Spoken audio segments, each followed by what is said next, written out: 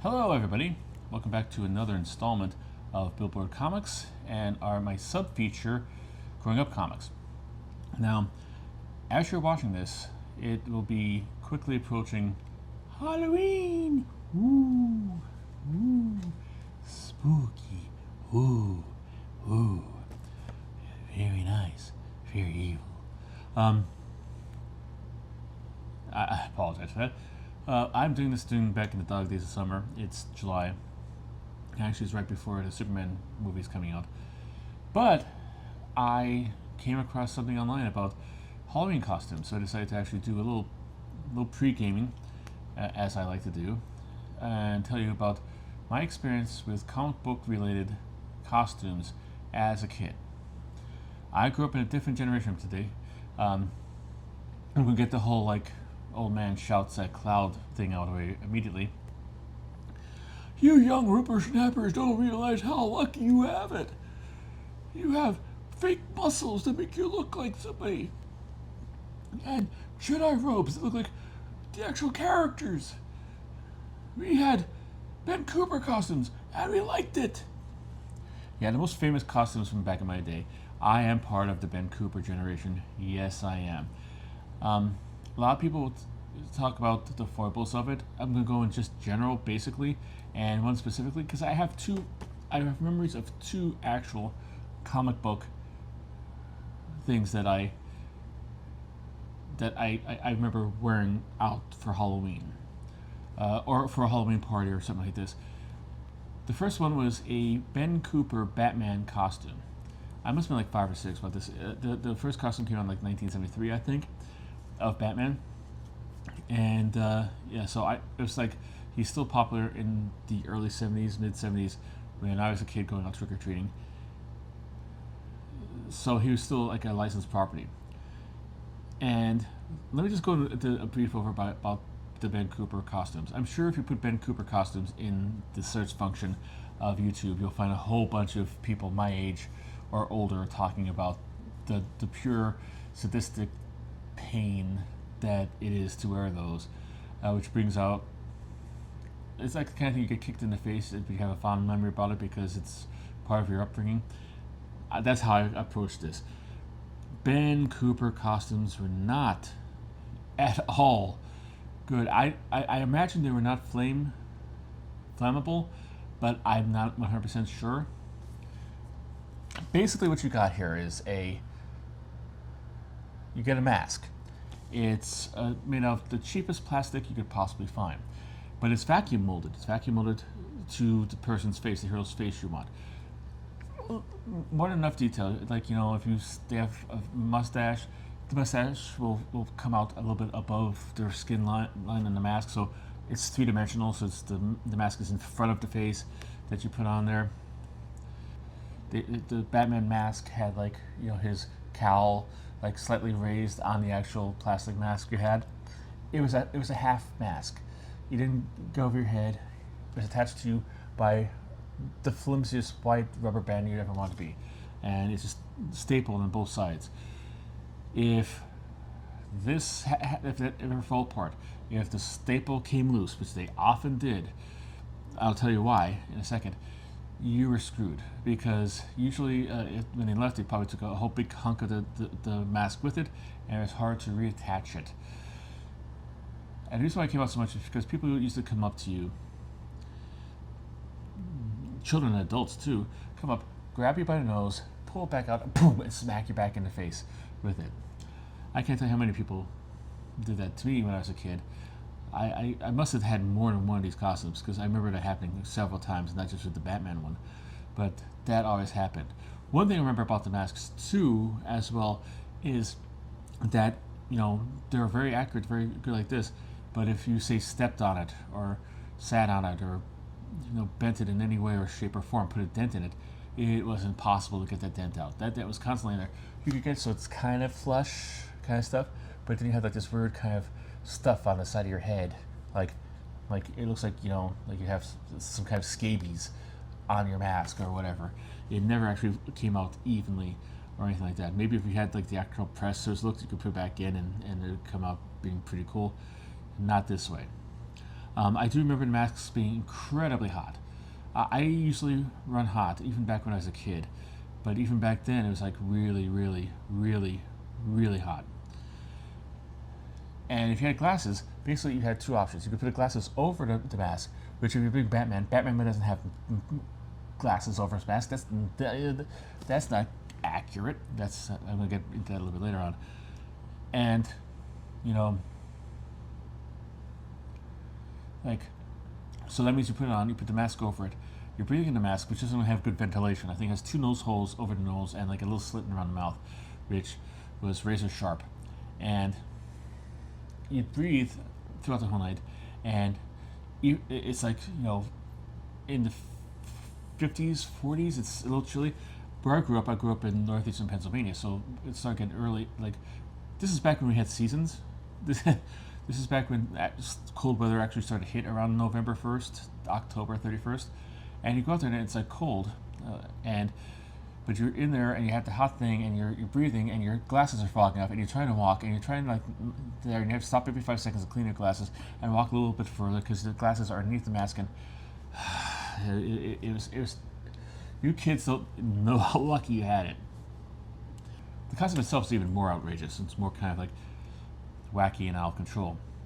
It is it was plastic, like kind of a vinylist plastic, and it had a unique smell. I cannot describe the smell to you, but I remember the smell. I'm smelling it now as I'm thinking about it now. It was kind of like, it wasn't really quite acrid, but it was like kind of like, it smelled like cheap plastic, and it never off-gassed. Like, you could have to hang up the thing on your in your room on a hanger and just let air take it, and hopefully, like, sometimes you use too much fabric softener, you could do that and make it smell like somewhat normal. Never did. It always smelled like that kind of like really thick. I don't know if it's cheap. It had to be cheap plastic because the costumes weren't really that big, that much. It was not a pleasant smell. At least for me, it was. Some people might have just loved it, and it's like getting up there, snoot, just not me. But like I said, like, another foible for this is the fact that if it's late, if it's cold, your parents, because they don't, parents have to look out for your kids. They're looking out for your welfare.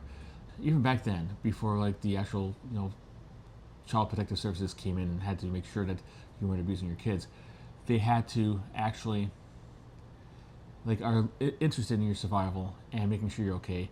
And part of this was making sure you wore a coat when you went out trick or treating, which was the bane of many a kid, because you have this costume, it has all the stuff on it, and you have to wear a coat over it, zipped up, and nobody will be able to tell who you are. Nobody's going to actually recognize Superman from their boots on the bottom of there. And the face was just a generic human face with the curly Q on there. You always have to answer every door you're into. Oh, who are you? Who are you? Who are you? However, my mom, a lot of stuff, I could go on, maybe start another YouTube channel about like the problematic relationship my mom had with the world and me. But one thing she did was incredibly smart, is that she decided to, hey, if we're going out, get a couple like a size or two above my normal size for the costume. So this way, if I need to wear a coat, I could wear it underneath the costume, and everybody could see exactly who I'm being, and you won't have to worry about me talking to anybody. Oh, it's Batman. So getting back to this one Halloween that I had, I went as Batman. And I remember really being honked off and cheesed by it. I'm going to show. Here's a picture I found on eBay of the Batman costume I'm talking about. This is from 1973, of course, but I remember it being the same design when I went out, which is probably maybe 2 or 3 years later, maybe less, maybe more. And I remember this, and I remember being so cheesed off by the fact that I had the word Batman written across the actual bat signal symbol on the chest. Granted, the whole like the fact that the actual bat signal is like 30 times the size it actually is in proportional to the comic books, I didn't care about that. The fact I had to go through Batman on there. Another thing that kind of cheesed me off too is on the back on the cape, because all these costumes came with capes, which was totally awesome. They had a bat on it, like a bat, like with his wings spread in there. Which, if you're not familiar with the comic book Batman, never had that on design element on their costume. It's like, and like why does it have Batman there, like across there?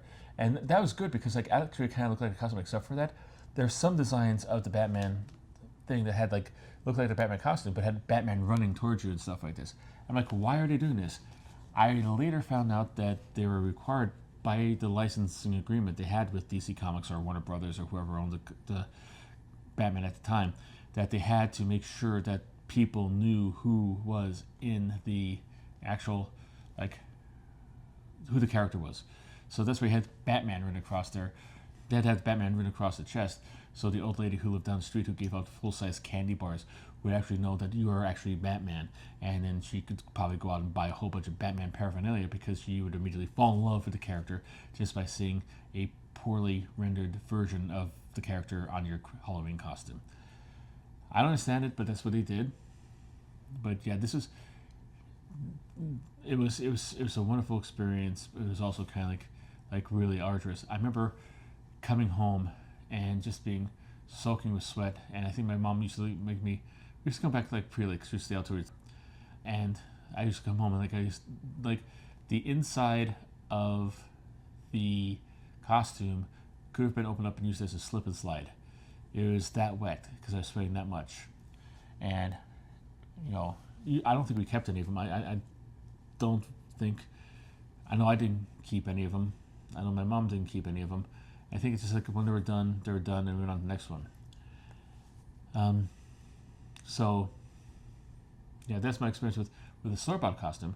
However, my second costume experience was at my local trailer park. They had like a Halloween party for all the kids. One year. I don't think they did it every year, but I know they did one year. And they had a costume contest. So I wanted into myself into it.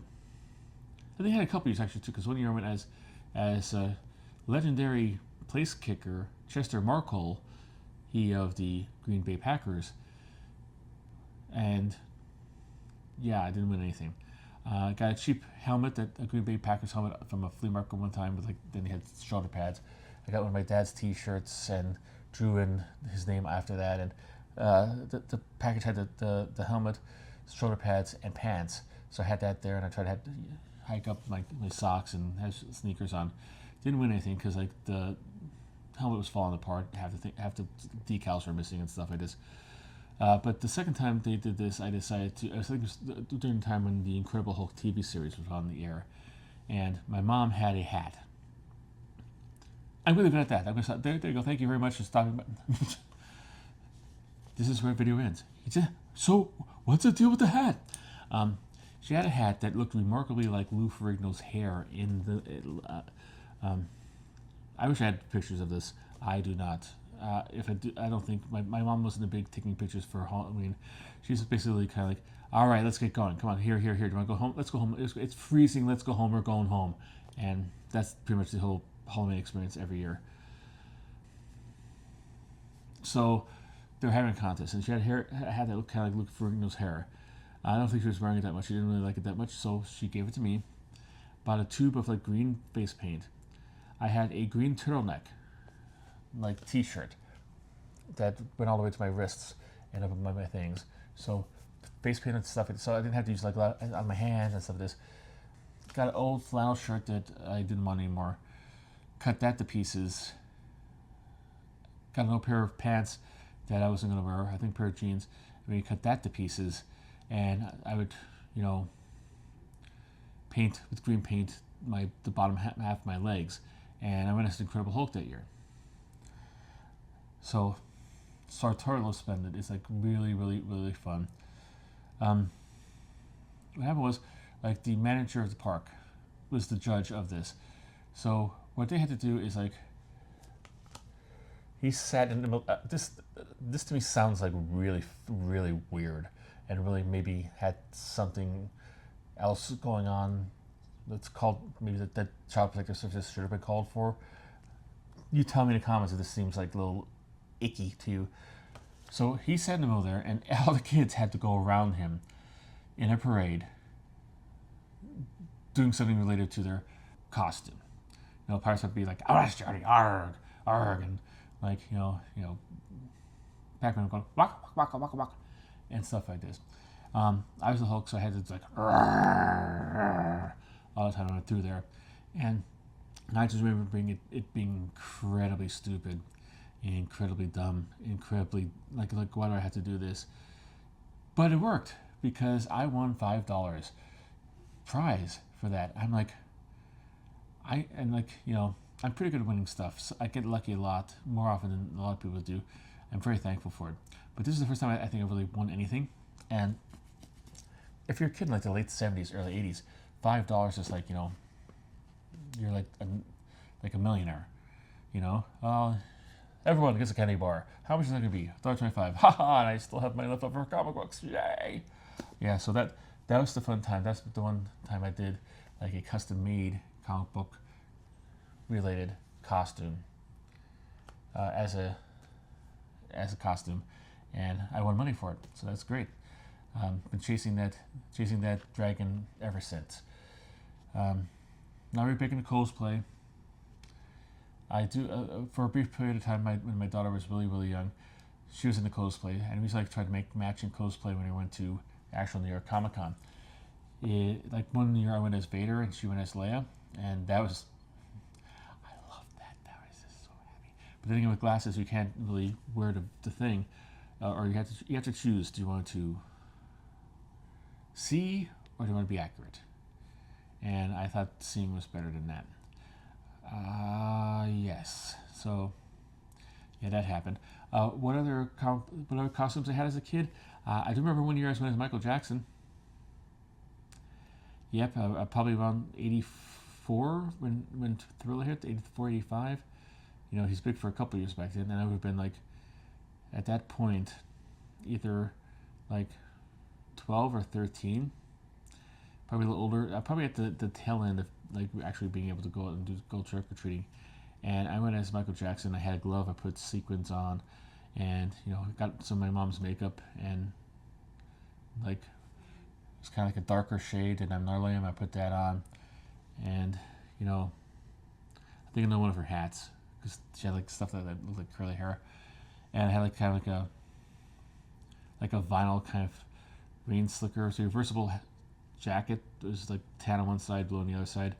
So I went as that, and I just like had a Michael Jackson t-shirt underneath it. Went through there, and went trick or treating in that, and going up to people's houses and like the alcoholics in our neighborhood, and like, just, "Hey, let's just sing a song for us, Michael. Don't just sing a song." Yeah, that was fun. I was like, this is not worth the candy, and I think I'd like gave up after that. Also, like I said, I was Tristan Marco one time. I went as a pirate one time.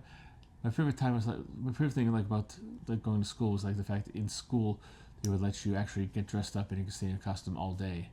So for one day out of the year, you'd be an astronaut sitting next to a pirate sitting next to a firefighter, and I'll be really, really, really cool. So what was your, did you have any costumes when you were a kid as that are comic book related? Did you have any comic book related comic book costumes as an adult? Did you get anything for your kid when they got old enough to actually go trick-or-treating? Do you have any other memorable comic books, do you have any other memorable costumes from when you were a kid that you'd like to share? Leave a comment. If you like this video, hit the like button and share it. I wouldn't mind sharing it, and subscribe, because I do this all the time. So thank you for stopping by. Thank you for my walk down Halloween memory lane, and yeah, so in case I don't see you again, or until next time I see you, keep on collecting.